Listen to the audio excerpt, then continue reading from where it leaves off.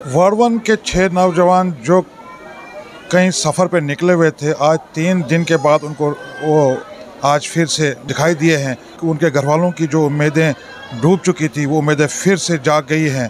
आज इसी विषय पे हमारे साथ बात करने के लिए किश्तवाड़ से अपनी पार्टी के सीनियर लीडर असगर पीर साहब। असगर साहब, जो वार्ड 1 के जो 6 पर्सन जो पिछले 3 दिन से मिसिंग थे, आप क्या कहना चाहते हैं उसके बारे में? ये आए दिन ये जो इस किस्म के हादसात आपको यहीं इसी हमारे इस मड़वा वार्ड 1 के इलाके से सुनने में और देखने में नज़र आएंगे, और कभी कभी ये अलमिया में भी तब्दील हो जाते हैं, ट्रेजडीज़ बन जाती हैं।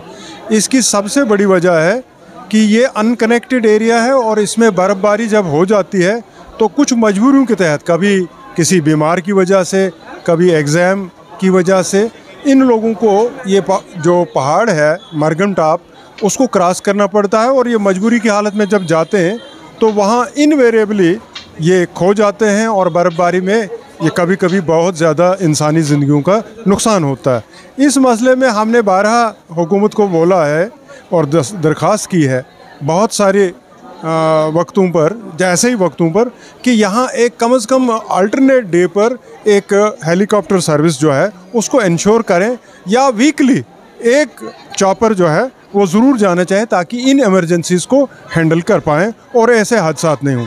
ये तो अल्लाह ताला का शुक्र है, भगवान का शुक्र है कि ये लोग ज़िंदा हैं और मौजूद हैं और बच गए हैं। तो इस सिलसिले में हम फिर भी डिस्ट्रिक्ट एडमिनिस्ट्रेशन और गवर्नर इंतज़ामिया का शुक्रिया अदा करते हैं कि उन्होंने इसका कागनिजेंस वक्त पर लिया और इसमें सर्च टीम्स वगैरह का भी नियुक्ति की है। असगर साहब, पिछले दिनों हमने देखा था कि 2-4-5 महीने पहले कि किश्तवाड़ में एक बड़ा एजिटेशन भी हुए कि वार्ड 1 और ये मड़वा वगैरह के लिए जो रास्ता है किश्तवाड़ से, उस पर भी कई बार कंट्रोवर्सीज हुई है। उसके बारे में आप कहना चाहिए? नहीं, ये तो बड़ी देर से आपने देखा कि डंगडूरू के इलाके तक दक्षिण का वो एक सिरा है, वहाँ थम चुका है काम। मैंने इस बारे में डिस्ट्रिक्ट इंतज़ामिया से भी गुफ्तगू की थी, तो उन्होंने बताया था मुझे पिछले साल कि अब अगले 6 महीनों में जो है हम इसको मड़वा तक पहुंचा लेंगे, लेकिन वो फिर भी नाकाम हो चुके हैं।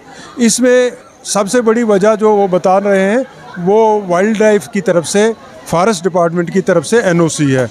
तो मुझे नहीं समझ आ रहा कि अगर इतनी बड़ी एक्सजेंसी है, ये ज़रूरत है लोगों की और ये बेसिक ज़रूरत है सड़क, तो इस सिलसिले में अगर फॉरेस्ट की NOC लानी है या किसी कोर्ट वगैरह में जाना है या फॉरेस्ट डिपार्टमेंट को अप्रोच करना है, तो गवर्नर इंतज़ामिया को इसको प्रायोरिटी में लेना चाहिए। असगर साहब, हमने देखा है कि हाईवे के जब भी रोड्स के काम होते हैं उसमें तो फॉरेस्ट डिपार्टमेंट को पहले से एतमाद में लेके NOC ली जाती है, मगर हमने देखा है कि बड़ी देर से पेंडिंग मसला है कि फॉरेस्ट पिछली बार तो ये भी बोले थे नहीं, फॉरेस्ट वालों ने NOC दे दी है, मगर अब क्या वजह है कि फिर से काम बंद पड़ा हुआ है? ये मैं वही अर्ज़ कर रहा हूँ ना, 3 दहाइयों से इस पर काम चल रहा है, और हमेशा हमको ये बताया गया कि ये वाइल्ड लाइफ की और जो सेंचुरी है उधर उसकी NOC और फिर फॉरेस्ट डिपार्टमेंट की NOC की वजह से काम रुका हुआ है। दरअसल ये पॉलिटिक्स का, पेटी पॉलिटिक्स का शिकार हो चुका है इलाका। इसमें अगर एक पार्टी बनाना चाहेगी तो दूसरी पार्टी चाहती है कि इसका क्रेडिट नहीं जाए इस पार्टी को, तो इस कश्मकश में लोग जो हैं वो सफ़र कर रहे हैं। असगर साहब, अगर ये किश्तवाड़ का मड़वन और इसका वार्ड 1 का रास्ता खुल जाता है या इसको बनाया जाता है, इस पर काम हो जाता है, क्या ये जो हादसात हैं जो कभी इंसान खो जाते हैं, कहीं बर्फ़ का शिकार हो जाते हैं, कहीं अवलांच का शिकार हो जाते हैं या कहीं एक्सीडेंट का शिकार, इसमें कितनी कमी आपको दिखाई देगी? ये तो ऑब्वियसली आप देख नहीं रहे हैं कि वो लोग जो है अपनी ज़िंदगियों को जोखिम में डालकर खेल जाते हैं अपनी ज़िंदगियों के साथ, और वो इस मरगन टॉप से आते हैं पैदल, जहाँ 12-12 फुट से ज़्यादा जो है बर्फ़बारी होती है इस मौसम में। तो ये चीज़ें तो सारी फिर बच जाएंगी ना। ये लोग जो हैं ये इस रास्ते से जो ये कनेक्टिविटी हो रही है डंगडूरू से आगे दक्षिण मड़वा का रास्ता, अगर ये बनता है तो ये एक तो ये अब साल के 12 महीने खुला रहेगा, और सबसे बड़ी बात है ये बहुत ही अच्छा और आसान रास्ता होगा। प्लेन्स में चल रहा है, ये बहुत कम पहाड़ी हैं इस पूरे इलाके में, तो बहुत अच्छा रास्ता बन सकता है कनेक्टिविटी, और इसमें हादसात में बहुत नुमायाँ कमी होगी। तो ये वार्ड 1 और मड़वा का जो रास्ता है, जो वहाँ का फार फ्लंग एरिया है, गाड़ी नहीं जाती है, सर्दियों में बंद रहता है, कटा रहता है, लोग सफ़र कर रहे हैं, इसको आप एडमिनिस्ट्रेशन को ज़्यादा जिम्मेवार मान रहे हैं कि पॉलिटिकल पार्टीज़ को?